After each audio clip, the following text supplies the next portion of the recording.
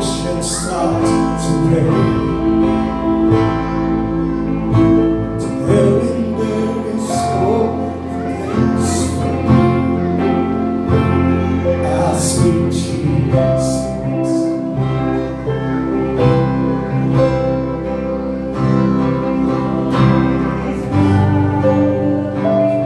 Your name is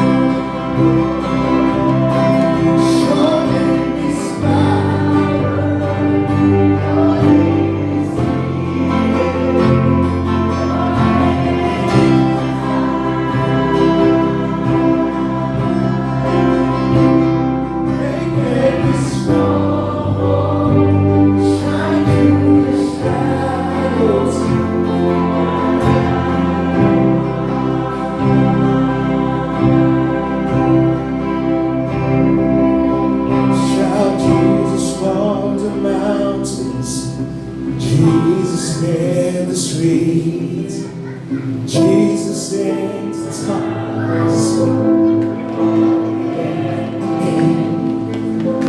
Jesus on my lips, I sing the holy name.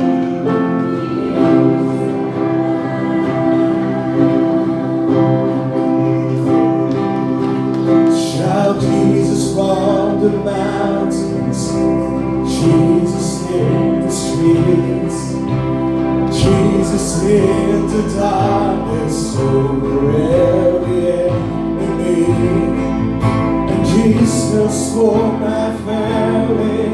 I speak the holy name, Jesus.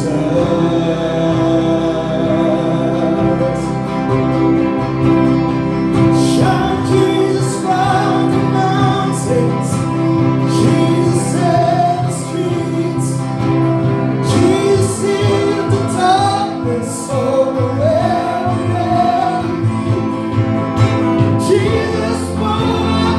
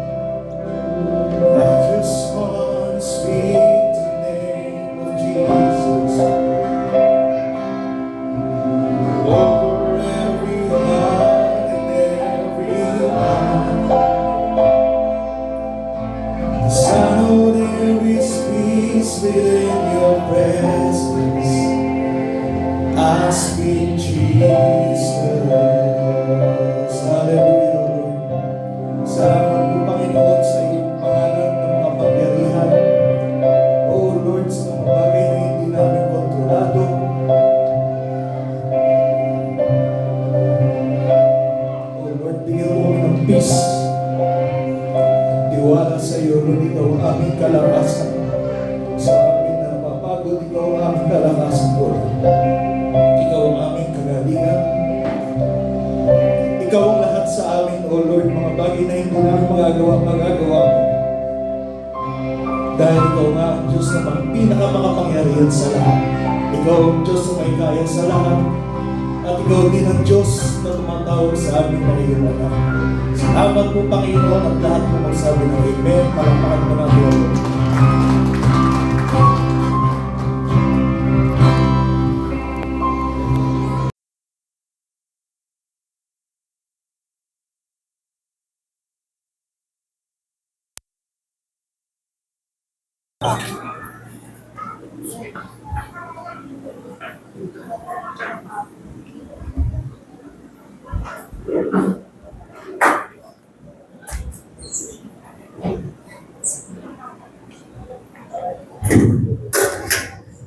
Okay, mga kapatid. Matindi yung buong linggo, lalo na po yung Tuesday, Tuesday yung pinakabiglaan po yung tubig, Kami ni Ate Mylene nyo, papuntang Mabatang, nag-highway, puti-puti na, wala na kaming makitang kasunod naming sasakyan parang ayaw na naming tumuloy. Dahil grabe talaga pagdating dito sa Tuyo, Kapitangan, kung namumuti na talaga, wala na kaming makita, sobrang lakas ng ulan. Pagdating naman sa Mabatang, tumigil. Pero pag-alis daw namin, yung tubig, buti nakaalis kami. Kasi ang bilis ng tubig. Grabe po yung baha na yun. Ihirit pa ba kayo? Walang pasok. Guro, At sobra, Alam niyo, inaral ko yung wala naman akong magawa buong linggo. Yung The History of Great Flood. Of course, lilitaw sa Google si Noah. Pero alam niyo po, kung minsan nakakainis mag-aaral, meron kang matutuklasan. May natuklasan ako na meron pang matanda sa Biblia, matanda pa sa Biblia ang libro, natalaan ng malaking baha. At ganun-ganun ang istorya. Yung The Epic of Gilgamesh ba yun? Ganun-ganun ang istorya. Na merong isang lalaki na pamilya lang niya ang naligtas. Na unang nasulat yon before ang Bible. Kaya mag-iisip ka talaga Pero I believe, maraming mayroong Mesopotamian flood, Great Flood, yung matandang Iran. Siguro malawak talaga ang baha. Kanya-kanya ng kasaysayan. Ganun na lang ang iniisip ko. Kanya-kanya ng kasaysayan. Pero ang maganda, hindi na daw babaha na yung mga tao ay magkakamatay. So, purihin po ang Panginoon sa atin. Alam nyo, matagal na pong issue ang baha. At sa tingin ko, kahit na trilyon-trilyon pa ang gastusin, mukhang wala siyang solusyon. Dahil sa dami ng tao at bahay at mga building, wala na Kung noong ang panahon ng mga ninuno natin, binabaha pa rin. Binabaha pa rin sila noon. Aralin niyo po yung mga ninuno natin, binabaha sila noon. Magaling daw silang gumawa ng paraan. Kasi kukunti pa lang sila ngayon siksikan yung mga tao sa Metro Manila. Paano ba naman? Tapos depende pa doon sa nabibilang nila ang ulan ngayon, di po ba? Pag red warning orange. Orange warning 200, pataas yata, o red warning. Depende pa sa Kaya ganun huwag mong sasabihin ngayon na hindi kayo binabaha. Ayan, sila Arvin, binaha daw for the first time, pinasok. Mataas sa kanila. Kaya ngayon, huwag mong sasabihin, hindi kami binabaha. Dahil pag natimingan kayo nung makapal na ulap talaga ng habagat, bisan mas maganda pa yung humahangin patigil-tigil yun. Pero yung permis na gano'n, na malakas, naku, talagang baha po yun. Bukod pa doon, sinishare ko kay Ate Mylene nyo, ako noong ko pa alam na kapag malapit kayo sa bundok o katapat nyo ang bundok, bahain kayo. Bakit po? Kasi yung gravity nung babagsak agad, ang bundok mataas. Pag natapat dyan yung ulap na makapal sa tubig, bagsak agad. Kaya laging sinasabi ng Pag-asa ngayon, lalo na sa mga may bundok, balbundokin. Ang abukay, katapat niya yung native. Kaya laging ganon, biglaan. Kami, Mount Samat, ang layo-layo, maliit pa. Dito sa Balanga naman, ay yung gilid ng native. Ganon po yan. Okay, salamat sa Panginoon, dumami po tayo. At sana may mga picture kayo. May mga picture kayo ng baha? Kasi subukan ko lang na i-send sa aking partner sa Korea. Malay nyo, subukan ko lang. Malay natin. Baka tayo. Pa-picture kayo yung hanggang leeg, hanggang para kapanipaniwala. Panipaniwala. Yung mga kasama ko, nag-send sila ng picture. Hindi kanila maganda sa atin talaga. May tatak na bataan. Amen. Ayan na. Si teacher nyo, ayan na, mag-aaya na. Lalabas na daw kayo. Si teacher, punta na kayo dun sa room nyo. Ayan yung kwarto yung pinagawa daw natin. Ayan. So, praise the Lord po. Praise the Lord. Ayan.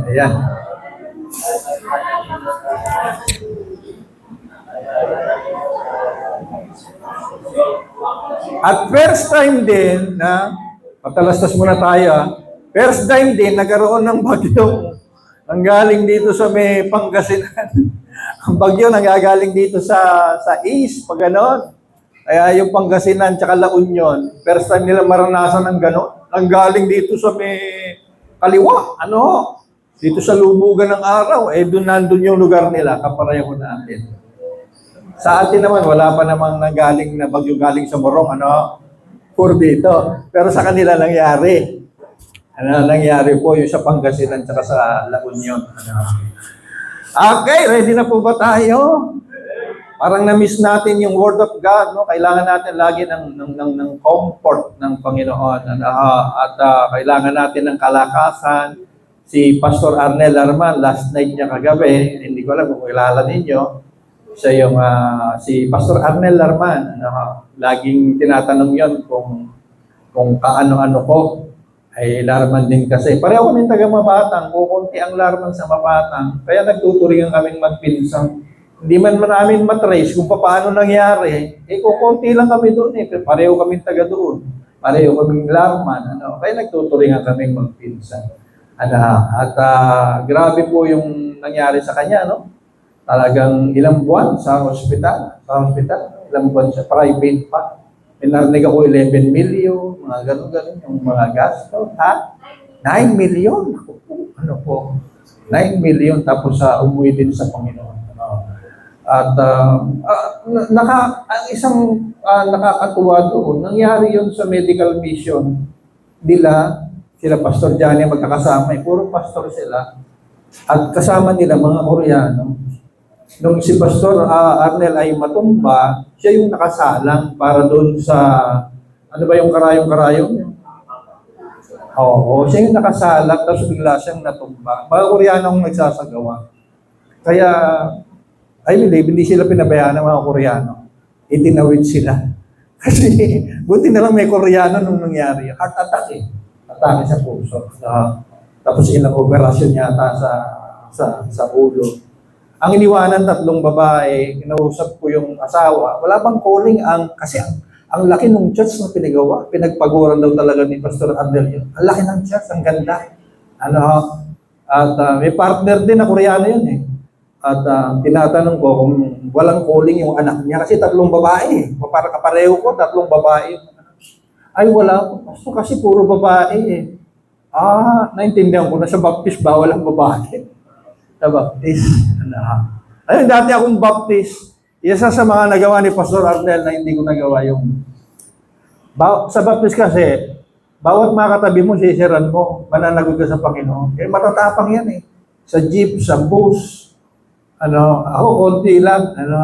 May mga nung baptist ako, inaaya ako sa LRT, mga araw kami. Naiya ako, yung mga kasama ko. Bigla sila mga sa LRT, napapagkamalang si Raulo. Nanganak ang kulong puti. Wala pa noon yung mga humihingi. Nagsitigil itong mga totoong nangangaral sa bus at saka sa jeep. Nung dumating itong mga nag-o-offering, nasira eh. Nasira. Hanggang sa labasan ng sabungan, nangihingi eh. Offering. Love offering kay Lord. Love offering kay Lord. Tumigil na itong mga totoo. Ay, yung mga kasama ko totoo. Ako, nagagawa ko noon, mamili ng gospel traction. Pamigay sa rabbit na pula. Alam niyo, rabbit na pula noon sa Avenida. Nandun ako sa Avenida, namimigay po ako. Kaya, malaki ang paniniwala ko na kung bakit binigay ng Panginoon sa akin ito pamimigay ng gospel tracts ay dahil na rin doon sa, noon nasimulan ko talaga, bibili pa ako sarili kong pera, pamimigay ko sa mga pasahero. At noon, madaling tumanggap yung mga pasahero, hindi tinatanggihan. Ngayon kasi, naku, kibuloy yan. May kasunod yan na dried mango, tsaka, otap. Tinatanggihan ngayon eh. Pero noon, tanggap lang ng tao eh. Biyahe yun eh. Magbabasa sila. Ganun noon. Ganun yung mga Baptist. Doon tayo talo sa mga Baptist. Alam niyo ba, may worker tayo sa LJF, si Pastor Rick ng Orion. Nasira ni Pastor Arnel. Pastor Daryl, na nasa Bacolod na ngayon, nasira ni Pastor Arnel. Puro siya. Magaling yung mga Baptist, man to man ka, tapos i-follow up ka, pupunta ka pa sa bahay niyan hanggang hindi ka lumalagot. Okay, ready na po ba tayo? Kanina pa, Pastor. Okay, nasa end times pa rin tayo. Tawag dyan ay eschatology. Subject po ito sa Bible School Eschatology, the study of last things. Pag-aaral ng mga huling bagay, kadalasan Revelation, pag-aaral ng mga huling araw. At meron tayong mga kapatid, ang tawag sa kanila mga futurists, tinitingnan nila na ang last things ay sa future pa. Pero natuklasan natin ngayon, nababago ang mga pag-aaral, meron pala tayong mga kapatid na ang last days ay lumipas na. Last days pala ito ng panahon ni Moses, 1,500 years. Naghari ang covenant o lumang tipan ni Moses. Sa eschatology, nagkakaiba-iba po kami. Mga pastor ng Balanga, officer po ako ngayon, may installation, may bago nyo akong samahan, mapapasubo tayo ngayon, lagi ko kayo aayain dahil ginawa po ako opisyalis ng BFF Balanga. Pero kinakatuwa ko naman, kahit na marami akong kaibahan na tiktik, tanggap pa rin nila ako. Kasi nga, mga minor lang naman. So, itinuturing itong minor, importante, pare-pareho nating Savior si Jesus. Amen o ba? Yun ang mahalaga eh. Pare-pareho natin tagapagligtas si Jesus. Kapag iba na ang tagapagligtas mo, si Buddha, si Muhammad, at iba na yun. So, itinuturing itong minor doctrines lang at hindi makaka-apekto sa kaligtasan. Kaya pwedeng magkakaiba. Iba't ibang paniniwala ng mga Kristiyano, review tayo, baka natangay ng bahatong ating konting review. Iba't ibang paniniwala ng mga Kristiyano, may katapusan ng mundo. Pangalawa, walang katapusan ng mundo. Ang mundo ay magpapatuloy. Isa pa, babalik si Jesus sa hinaharap. Ibang paniniwala, bumalik na si Jesus. Noong 70 AD, spiritual ang kanyang pagbabalik. Hindi siya bumalik ng physical at nagtayo ng White House o Malacanang. Okay. Number one, ito yun. Dito tayo ngayon. Jesus' kingdom will be physical kingdom. And second, Jesus' kingdom is a spiritual kingdom. So ito yung title natin ngayon. Is Jesus' kingdom physical or spiritual? Alam mo agad, pag magaling ka, pag marunong kang mag-isip, hindi ko naman sinasabi di kayo marunong mag-isip. Marunong kang sa logic pa na kung ang Panginoon darating physical at babrasuhin din lang naman niya yung lahat-lahat, sana noon pa. Ano yung babrasuhin? Aayusin lahat. Aalisin yung sakit, kamatayan, aalisin yung mga pandigma, yung mga hindi nag-aaway na bansa, lahat aayusin niya, gagawin niyang paraiso. Bakit di pa noon ang daming nagsasuffer? Bakit ang tagal? Sana noong pangkunti pa lang ang tao, ginawa niya na yon. Kaya lumalabo po yung pag-aaral ngayon na ang pagbabalik ng Panginoon ay physical, mukhang spiritual. Mukhang pinili ng Diyos na tumira sa mga tao upang samahan niya ang tao na ayusin ang mundo. Amen? Hindi yung puro siya. ang gagawa. So, kasama sa pinag-aralan natin, did Jesus already returned in 70 AD? Bakit ba 70 AD? Kasi nga, lumitaw ito po, dami palang libro. Simula nung magka-internet, na-upload yung mga librong hindi natin alam. Ang alam lang natin noon, meron tayong Bibliang Tagalog, tapos na. No? Sabi ko nga noon, nag-aaral kayo, meron kayong textbook, yun lang. Pero ngayon, ang dami, nandun na. Mga librong hindi natin alam. Meron kasi akong kasama sa inuupahan kong bahay doon sa Maynila.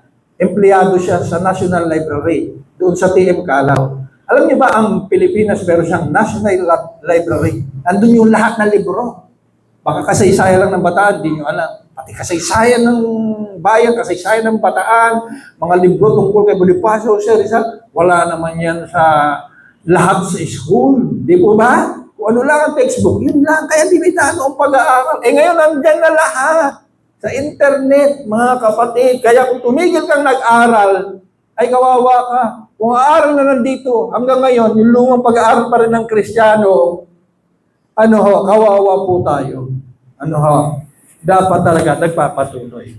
Mateo 16, eto kasing verse na ito ang nagpapatunay. Tandaan ninyo, may ilan sa inyo na narito, may kausap ng Panginoon kasalukuyan noon, na hindi mamamatay. Sabi niya sa mga kausap niya, hanggat hindi nila nakikita ang anak ng tao na dumarating bilang hari. So, mukhang nangyari na nga. No? Pero hindi mamamatay sa mga kausap niya at babalik siya.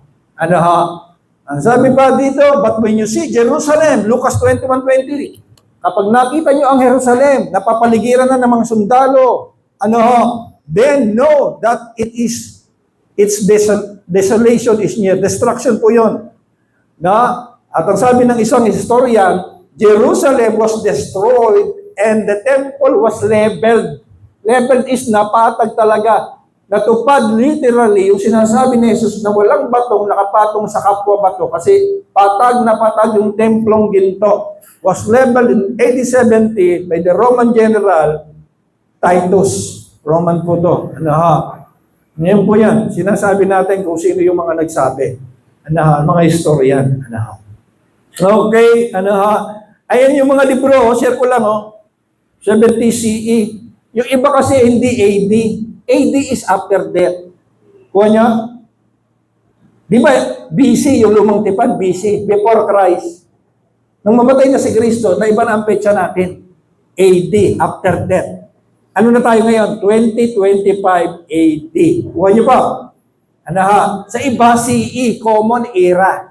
Kapareho rin yan na AD. Yan, mga libro po yan, tungkol sa pagbagsak ng Jerusalem noong 70 CE o AD. Ayan po. Nagkalat ngayon yung mga libro. The Destruction of Jerusalem. Meron pa, ginawa nilang movie para maintindihan natin, madaling maunawaan. Ayan, ang dami ngayon. Pinapakita nila, natupad na yung Matthew 24. Hindi siya mangyayari sa hinaharap. Katunayan pati Revelation, sinasabi nila, natupad na. Kaya merong grupo ngayon, tawag nila, the fulfilled prophecy. Ang Biblia ay saradong aklat na fulfill na. Ibig sabihin yung mga hula. Hindi yung mga sinasabi sa atin ng Panginoon na mananatili sa puso natin. Okay, no? Kaya pala, ano yung kaya pala na to? Ano pala itong kaya pala na to? Sa Gawa 24 verse 45, ang sabi diyan, ipinagbili nila yung mga alagad. Ipinagbili nila ang kanilang mga lupa. May gumagawa ba dito ngayon? Wala. At mga ari-arian at ang pera'y ipinamamahagi nila sa mga kasama ayon sa pangangailangan ng bawat isa. Bawat churches po ngayon, ang gagaling sa discipleship. At talagang kakantsawan ka kung di ka marunong mag-disciple. Gumagawa sila ng mga alagad. 12 alagad. No? Pero ang mga totoong alagad noong unang church, mga kapatid, ganito ang ginagawa nila.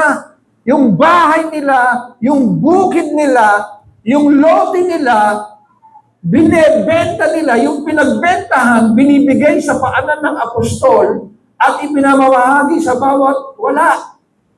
Bakit nila ito ginagawa noon at wala nang gumagawa ngayon at walang makagawa ngayon? Kasi nga, matatapos ang mundo nila, baliwala na noon. Yung mga ari-arian, mabubura sa mapa ang Israel pagdating ng 70 AD. No? So yung hindi na nila madadala yun. Kaya pala ganun sila noon, bentahan ng bentahan. Eh sa panahon naman natin ngayon, lagi sinasabi, malapit na, ayaw naman magbenta. Ano, darating ng Panginoon, rapture na, ayan na, ayaw naman mamigay, ganun pa rin. Ano, mga kapatid, ano, no? Kaya pala din, no? Kaya pala din, sinabi ni Pablo sa 1 Corinthians 7:31, at ang mga gumagamit ng mga bagay dito sa mundo ay hindi dapat mawili sa mga bagay na ito. Dahil ang mga bagay sa mundong ito ay lilipas. Mga kapatid, pati ito na misinterpret ng mga kasalukuyang Kristiyano noon, kaya noon maraming bawal sa amin. Sa libutan niya, sinihan, sa libutan niya. Comics, huwag ka magbabasa, sa libutan niya. Inabot niyo ba yung comics? Hindi na alam ng mga kabataan ngayon, pag babangiti ko comics, ano yun? Comics. Ano? No, sa libutan niya. No? FM, huwag kang makikinig yan. Dapat DCAS lang ang radyo mo. Ano, kaya ulit-ulit sinasabi ko sa inyo, nabigay ng transistor radio rito ang DCAS. Isa lang ang istasyon, grabe, nakapako. Transistor radio, nakapako sa DCAS. Babayaran mo $100 lang. Kasi pag nakinig ka ng kanta ni kung sino-sino mga sanlibutan, ang sabi diyan, wag daw. Eh kaya din pala noon, no, wag talaga noon kasi matatapos na ang mundo nila. No, wag ka nang makimundo noon. No, nung kasalukuyan nila kasi matatapos na. No? Okay, kuha niyo ba? Okay, mga kapatid, balikan natin. Ang kaharian ba ni Jesus ay spiritual o physical? Nagbukas ang Mateo at Lucas sa pagsigaw ni John the Baptist. Tama po ba ako? Na magsisi na kayo sapagkat malapit na ang kaharian ng Diyos. Yan ang sigaw ni John the Baptist. Buksan niyo ang Bible, Mateo, Lucas. No? Ang opening ni John the Baptist bago si Jesus, repent, for the kingdom of heaven is at hand. At hand. Malapit na. Ganito po ang sabi ni John the Baptist. In those days, John the Baptist came to Judean wilderness and began preaching. His message was, repent of your sins and turn to God. For the kingdom of heaven is ano daw? Near. Near. Yung near, hindi 2025. Near. No? Si Jesus, dumating. Ang mensahe, ang opening niya, ganun din. From that time, Jesus began to preach and to say, repent. Repent din. Magsisi. For the kingdom of heaven is at hand. So, iisa sila ng opening, mga kapatid. No? Iisa sila. At itong at hand na ito, at hand, tinignan ko sa ibang English, Bible, ang nakalagay ay near. Draw near or at hand. Mga kapatid. Kuha niyo. No? So, both John the Baptist and Jesus sinimulan nila ang kanilang ministry na nananawagin sa mga tao, magsisi na kayo. Bakit? No? Pareho nilang ini-emphasize na ang kaharian ng Diyos is approaching na. Yung year po parating na Parating na. No? Sa panahon nila. Hindi parating na after 2025. After 2025, mga kapatid. Hindi po. So, ano po ang ibig ko sabihin? Sobrang nakondisyon ang isipan natin na ang paghahari ni Jesus ay physical. Kaya na-disappoint yung ganyan pala yung Jesus na yan, pambira. Akala ko pa, magiging wala silang hari noon nung dumating si Jesus, sakop sila ng Romano, wala silang physical na hari. Wala silang palas, iba yung nakatayo sa palasyo, si Herodes. So, uhaw na uhaw sila sa physical kingdom. At nabigo sila nung ganun lang pala yung message na yun. Pambira, no? Pinako, namatay. Akala ko siya na. Siya na talaga yung tutubo sa atin. Nakatingin sila palagi sa physical na kingdom. No? Tayo din ganun. Sobra tayong no? Kasi ito darating ang Panginoon, tatayo ng physical kingdom, tapos bibigyan daw tayo na physical na katawan, katawang hindi namamatay, katawang hindi nasisira. Tama ba? Tama ba? Daanan ko sandali ito, Payag pa kayo? Daanan lang natin para maintindihan natin. Okay? Darating si Jesus, bibigyan tayong physical siya, parang may Malacanang, merong may White House, ganyan. May lugar talaga ng upuan, ng paghahari. Tapos tayo naman, may bagong katawang hindi nasisira, at saka hindi nabubulok. Ano ba to? No? Daanan nga natin. Nasa Korinto yan Korinto 15:40. Basa. May mga katawang panlangit. May mga katawang panlangit at may mga katawang panlupa. Ano ang katawang panlupa? Ayan na po. Ayan na po, dala nyo. Katawang panlupa. Pero meron katawang panlangit. Nagka-problema dun sa sinabing katawan. Hindi ang katawan na katawan ay body. Ngunit may sariling kalwalatian ang panlangit at iba naman ang panlupa. Nakakasunod kaya? Para masolusyonan na to. Ganyan din sa muling pagkabuhay ng mga patay. Binabasa ko madalas ito sa libing. Ang inilibing ay mabubulok, ngunit hindi mabubulok kailanman ang muling binuhay. Walang karangalan at mahina ng inilibing, barakal at malakas sa muling pagkabuhay. Inilibing na katawang pisikal, ito na, muling mabubuhay bilang katawang spiritual. Spiritual po tayo, mga kapatid. Spiritual po. Kung may katawang physical, mayroon ding katawang spiritual. Kurinto pa rin yan. Ganito ang sinasabi ng kasulatan. Ang unang tao si Adan ay nilikhang binigyan ng buhay. Ang huling Adan ay spiritong nagbibigay buhay. Si Adan, binigyan lang ng buhay. Si Adan, espiritu siya, nagbibigay siya ng buhay. Kuha niyo po, mga kapatid. Kasi tayo, pag sinabing, pastor, espiritu lang tayo. Alam niyo, limitado kasi tayo Para sa akin, ano lang yung espiritu? Ano ba yung pastor? Para lang tayo multo? Ganon? Para tayo mumo?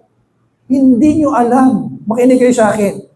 Alam niyo, dahil nasa physical body pa lang tayo, ang nakikita pa lang daw natin sa creation, sa universe, ay 1/4 pa lang. Wala pa tayo. Pag nasa spiritual kang kalagayan, mas makikita mong buo ang kalagayan ng Diyos, ang kaharian ng Diyos. Kasi nasa katawan tayo ngayon, kaya limited lang tayo. Kailangan mo pa nga ng pinto para lumabas Tama po ba ako? Sa espiritu Asan yung pinto? Ano ka ba? Espiritu tayo. Huwag naman maghanap ng pinto. Ayaw maglagos dyan. Merong pong spiritual na mundo. Hindi natin nakikita. Kuha niyo po ba? Hindi lang natin nakikita. At yun talaga ang mundo natin. Because our Father, God is a Spirit. Our Father is a Spirit. God is a Spirit. And though, sabi, lahat ng gustong magsisamba sa Kanya ay dapat sambahin siya in spirit and in truth. In truth, mga kapatid. Amen? Huwag niyong minamaliit ang espiritu. Ang spirit, kaya ang mga propeta, kapag napuspos ng spirit, nagpa-prophesy sila. Why? Because nakikita nila ang future. Nakikita nila ang hinaharap. Ito ang mangyayari. Mahal na hari, merong 7 bakang mapayat, 7 bakang, di ba nakikita nila? No? Baka, wala, ang espiritu kasi wala siyang date, wala siyang petsa, wala rin siyang orasan. Nabubuhay siya palagi sa kasalukuyan. Amen ho ba? Amen. Kayo, kung gusto nyo, katawan pa rin kayo yan. Mahal na mahal nyo katawan nyo, bahala kayo. Yung katawan na yan, palagi kailangan ng likas ng papaya, ng vitamina, ng papamuti, ng papapaya. Kailangan pa isumba yan pag matanda na. Ang espiritu, hindi po yan tumatanda. At yun ang talagang kalagayan natin. Amen ba? Huwag niyong mamalitin yung spiritual, mga kapatid. Mas marami kang makikita kapag spirit ka na. Sa ngayon, ayan, limitado lang tayo sa dingding na ito. Sa mga wall na ito. Pero iba sa spirit na. So, balikan natin. Dinaanan lang natin yun. Is Jesus kingdom physical or spiritual? Mga kapatid, Lucas 17:20. Nagtanong yung mga Pariseyo. Sino nagtanong? Sino nagtanong? Nagtanong mga Pariseyo.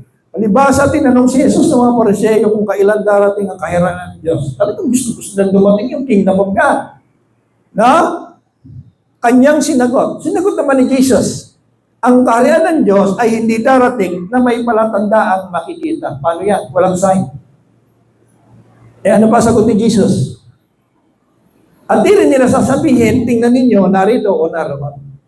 Sapagkat mas na ninyo, ang kaharian ng Diyos ay nasa inyo. Mga nagtatanong Pariseyo. Alam naman natin, mga kontrabida to. Pero sabi ni Jesus, ang kaharian ng Diyos, sige, sasagutin ko, gusto niyo talaga ng physical kingdom? Ang kaharian ng Diyos ay hindi pwede sabihin, naroon, nandito. Kuha niyo ba yung gano'n? Naroon, nandito, physical yun eh. No? Physical na kaharian yun, palasyo. Ang kaharian ng Diyos, hindi pwede sabihin, naroon, nandito. Nakikita, hindi pwede. Hindi gano'n, sabi ni Jesus. At nilinaw niya, mas na ninyo, ang kaharian ng Diyos nasa inyo. Tingin na siguro sila, saan? Nasa atin? Saan? Spiritual na mga ngaraw na salita ng Diyos. Pag di ka spiritual, di mo magigets eh. No? Siguro na gano'n, saan? Saan? Nasa atin? No? Yung nasa inyo, tinignan ko sa English, Bible, NAB, because the kingdom of God is in your midst. KJV, King James Version, because behold, the kingdom of God is within you. Within you. Huwag kayong bibitiw. ESV, English Study Version, behold, the kingdom of God is in your midst. Tiningnan ko sa Greek na sulat. Tingnan natin yung in you, in your midst. Ano ha? Ayan po ang lumitaw. Entos.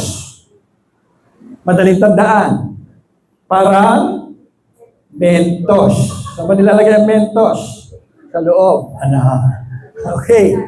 Original word, ayan, pakibasa sabay-sabay, original word. Ano yan? Entos nga. Entos. Ayun. Anong meaning? Ha? Within. Inside talaga.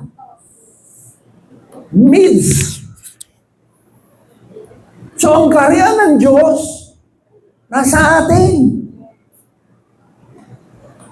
Pero ang naglararamdaman, Pastor, yun nga ang problema eh. No? Hindi tayo aware. Kailangan natin ng ganito, maglinggo, makarinig palagi ng salita ng Diyos, na pinaghaharian tayo ng Diyos, na sinasamahan tayo ng Diyos, na kahit kailanman hindi tayo iniiwanan ng Diyos, sapagkat naghahari siya sa atin. Amen o ba? Kapag lumalim ka sa pakiramdam na gano'n, hindi lang sa pakiramdam, kundi sa katotohanan gano'n, nagising ka sa katotohanan, nasa iyo ang Diyos, napupuno ka ng Diyos. Alam niyo, ibig sabihin na pinaghaharian? Napupuno ka ng Diyos, kapatid. Lalabas yan. Kaya ang tema natin manifest. Di ba? Year of manifestation. I-manifest natin ang Diyos. Amen? Amen o ba? Yung salitang, bakit di ko maramdaman? Siguro physical tayo masyado. Physical tayo masyado. Naalala niyo ang Panginoon? Inaaya si na Pedro manalangin. Tulog ng tulog. Tulog ng tulog. Ano sabi ni Jesus? Hindi ba kayo makapanalangin kahit isang oras lang? Gusto man ng Espiritu. Ano sabi? Mahina naman ang laman. Ganun tayo.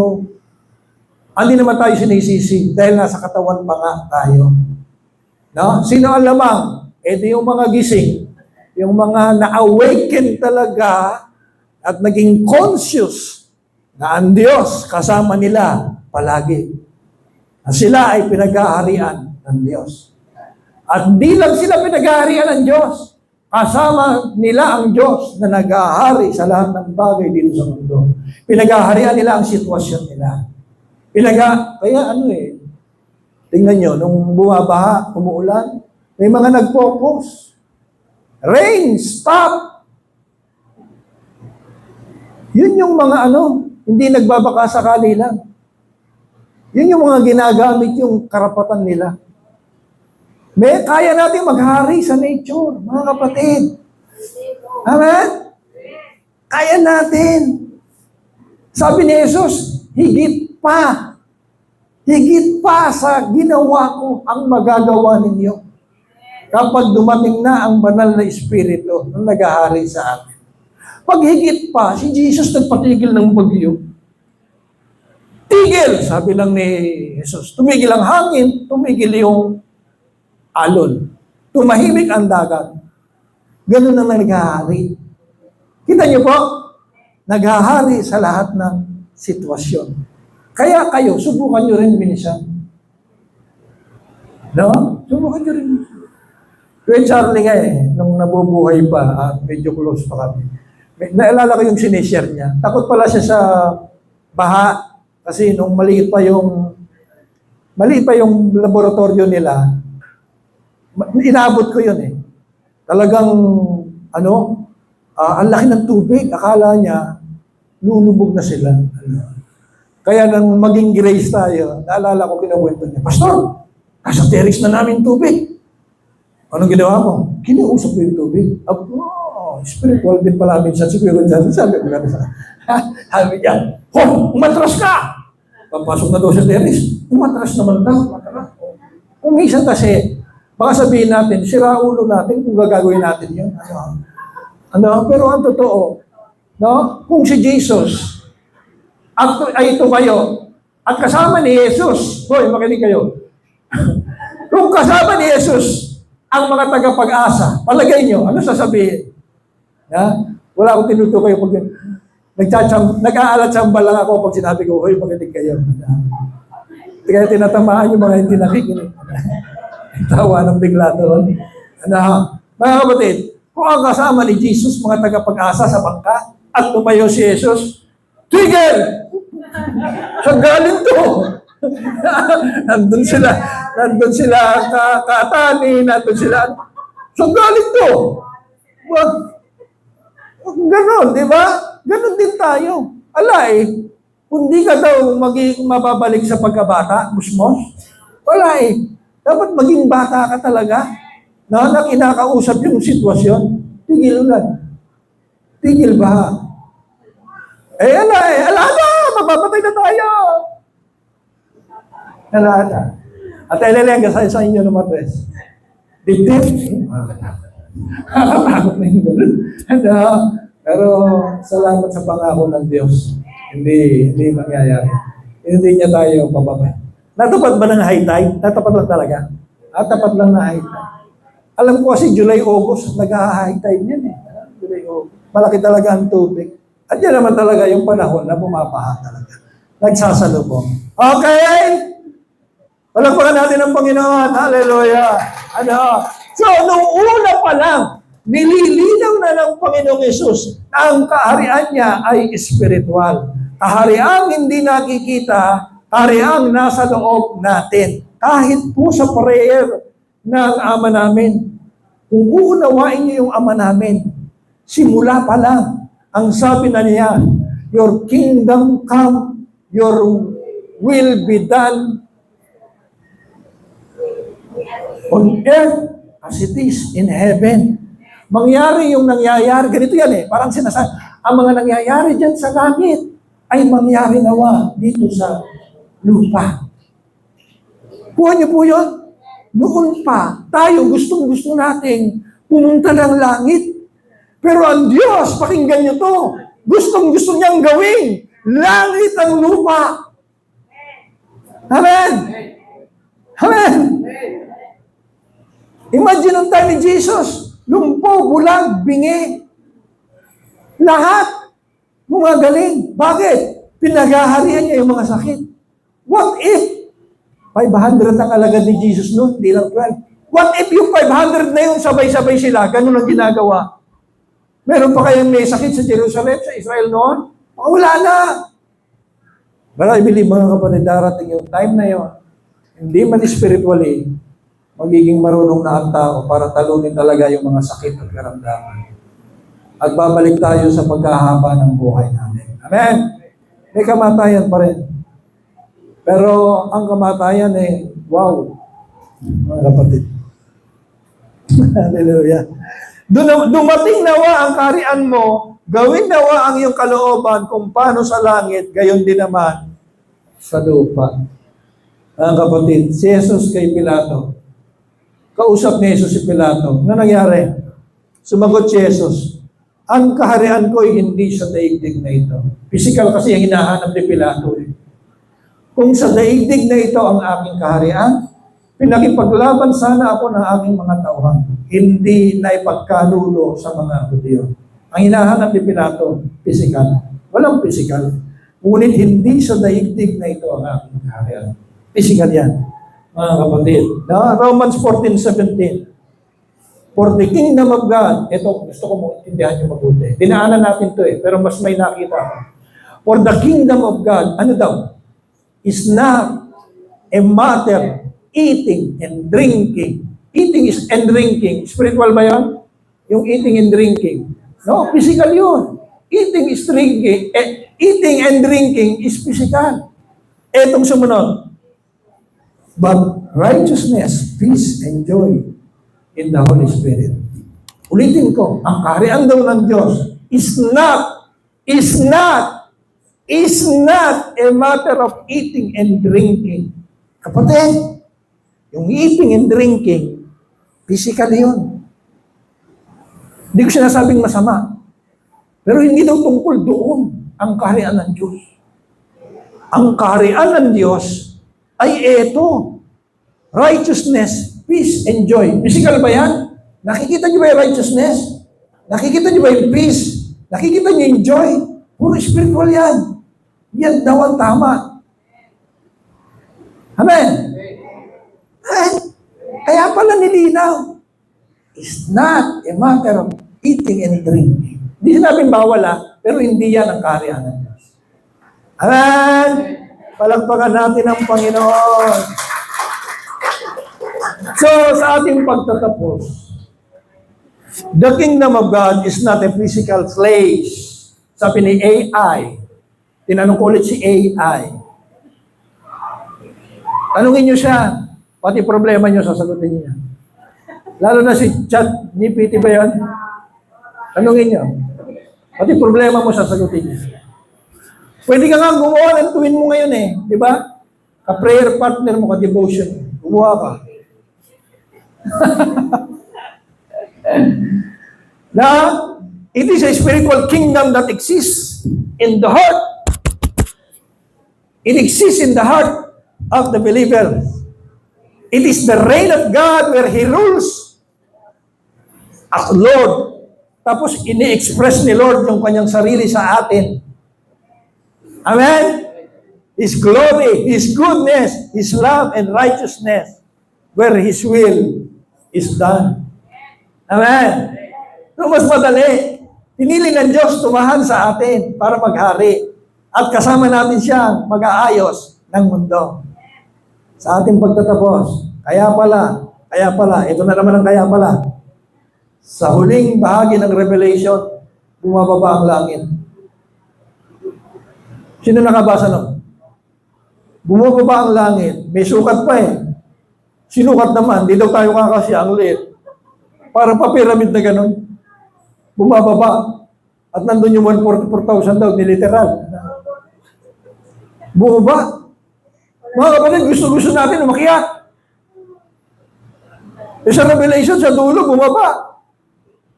At pinagharian yung tao. Simula ngayon, sabi po sa Revelation, no? Ang tao na ang magiging tahanan ng Diyos. Wow! Wow! Wow yan, kapatid. Wow yan. Tahanan ka ng Diyos. Grabe yung tumahan sa'yo. Amen? Grabe yung tumahan sa'yo.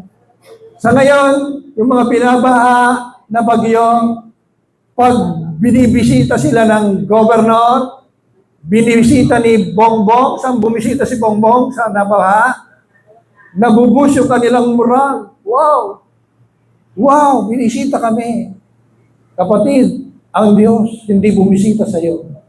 Ang Diyos tumahan sa iyo. At hindi tayo, ang prayer kung minsan sa lumang tipan, o kahit ng mga simbahan ngayon, Lord, bisitahin mo kami. Lord, para magkaroon ng revival sa Bataan, bisitahin mo kami. Iniimbitahan ka namin, nagpapakababa kami, bisitahin mo kami. Kung alam lang nila, ang truth talaga ang magpapalaya sa iyo. Ang Diyos, hindi bumibisita. Ang Diyos, tumitira na ngayon sa atin. Kaya, last verse, arise and shine. For your light has come. Yung kingdom has come. Your light has come. And the glory of the Lord rises upon you. Kailangan lang natin, arise, arise, arise. Na? Ngayong baha, rise, rise. Meron pa daw namimili ngayon eh. Sana daw brown rice ang pa. Namimili po. Brown rice daw sana mamimili. Namimili pa. Mga kapatid, tumayo po tayo. Pasalamatan natin ang Panginoon. Father, we thank you. We thank you, Lord. We thank you. Kapag palaya talaga ang salita. Salamat po. Wala kaming pangangambahang sakuna, Panginoon. Sapagkat yung sinabi mong tumahan ka sa amin at kami na ngayon ang iyong tahanan, Panginoon, ay nagpapakita ng katotohanan. Walang oras, walang segundo, walang minuto, walang araw na iiwan mo kami or iniwanan mo kami. Pakiramdam lang namin yun madalas dahil kami nasa physical na katawan. Pero mananatili ang truth. Maramdaman ka namin o hindi na tumatahan sa amin, mananatili ang katotohanan, nakatira ka talaga sa amin, Panginoon. Matutuhan namin mag-arise and shine, Panginoon, upang kami magningning, mag-manifest at pagharian namin, Panginoon, sabay-sabay kasama mo, Panginoon, ang lahat ng sitwasyon sa buhay namin, Panginoon. Salamat po na marami, Panginoon. Maraming salamat, Panginoon. In Jesus' name we pray.